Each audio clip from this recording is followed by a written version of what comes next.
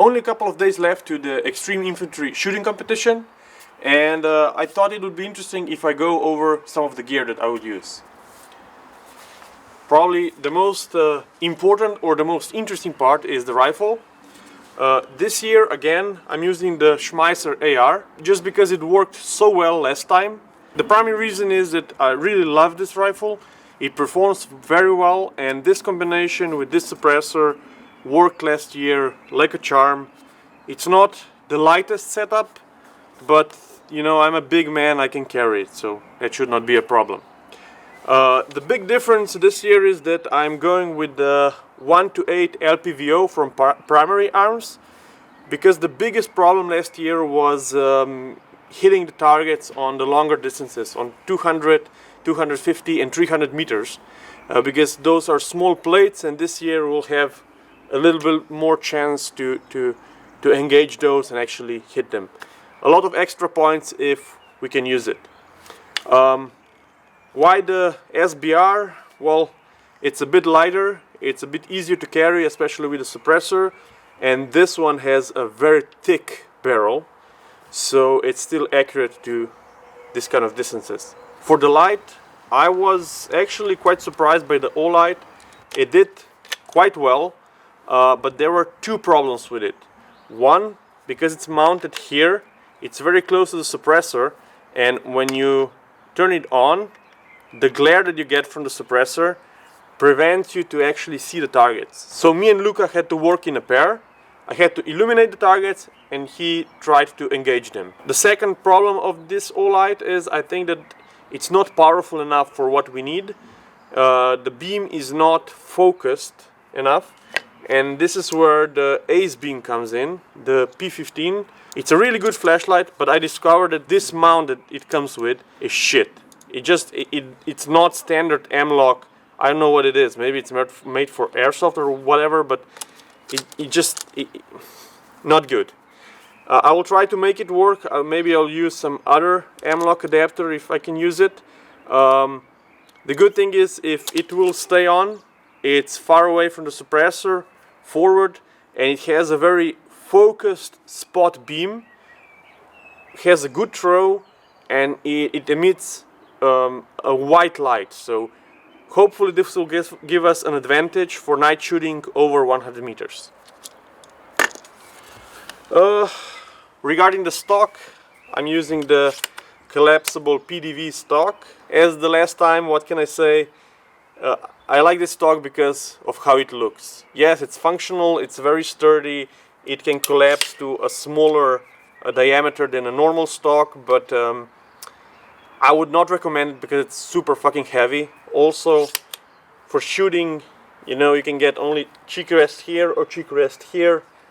Not ideal, but I don't know. I like it, I like how it looks, and I'm running it on my rifle successfully. What seems a bit trivial, but it's very important, is that you need some kind of protection for your optics. I'm running these simple rubberized covers for the LPVO. These came with the primary arms scope. They're nothing special, but they work. Essentially just keeping the dirt, debris and water outside of your optic until you need it. For this competition, this is very important.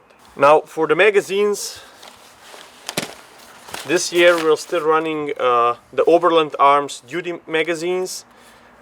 These are very reliable, light, and they work.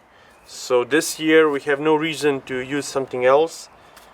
These will be our primary magazines, but of course if you get enough dirt into them or enough dirt into the gun, it will stop working. So our idea this year is to use Ziploc bags and put the magazines into the Ziploc bag when we are just carrying them around, and before the shooting we will remove them from the bags. Another thing that we figured this year, we'll be using just a short magazine body with nothing in it as a plug for the guns, so when we are out of the range, where we are not shooting, we'll just cover our magazine port, magazine well, so there is no dirt coming into the gun. Like last year, Luka will be running the same combination of optics, just a red dot with a magnifier. These are both from Holosun. They are a very light combination and they are very effective. They work. Again, covers, they look a bit stupid, but they are super important. If you get dirt into the optic, if you cannot see the target, you cannot hit it. And this simple rubber thing helps prevent that. Also, as this magnifier is on the rifle, you can put it to the side and just use the red dot for close engagement, or if we wish, we can just remove it from the QD mount and put it in the backpack. For the chest rig, we are staying with Helicontex. It's simple, it works, quality made, and what I like about it is it's very minimalistic. So when you have this on your shoulders and you're carrying a backpack over it, it's like you have nothing on it. It does not really bother you. So this one works well. We will carry 3 rifle magazines in this and all of the other magazines probably in the backpack. These pistol magazine pouches are okay for the range, but I will not be carrying pistol magazines here for the whole navigation part and walking around, because I'm afraid that I will lose them. This is convenient for some chocolate bars, maybe a compass. What I want to do this year, hopefully if I can combine it, I'll be using this, whatever it is from Helicontex. I call it an admin pouch. It goes over this in front on your chest. And what is cool about it is that when you open it up, you can set it up so it opens just partly. I can put a map here, but more importantly, I will have my mobile phone in a case here for navigation. And we can also have some other admin stuff like pens, a backup compass, and some other accessories. I will see if this works well together with the chest rig and together with my backpack. If it does work, I will use it.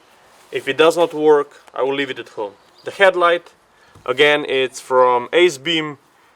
This one is really good, very simple. That's what I like about it. It uses a rechargeable battery, but it can use a standard AA battery. So when this one goes out, I will have a spare battery just in case. But the last time, this one lasted for the whole night without a problem. For the clothing, this year we are using Helicontex pants and the combat shirt. We are going with this Pancot Wildwood pattern. This is actually very similar to the old Green Zone, but as you can see, Wildwood, it's a bit toned down version of the Green Zone. It works great in wooded areas, grass, and everywhere that it's green. If you remember last year, I was actually using UF Pro Striker pants for the competition, and those are built like a tank. They work great.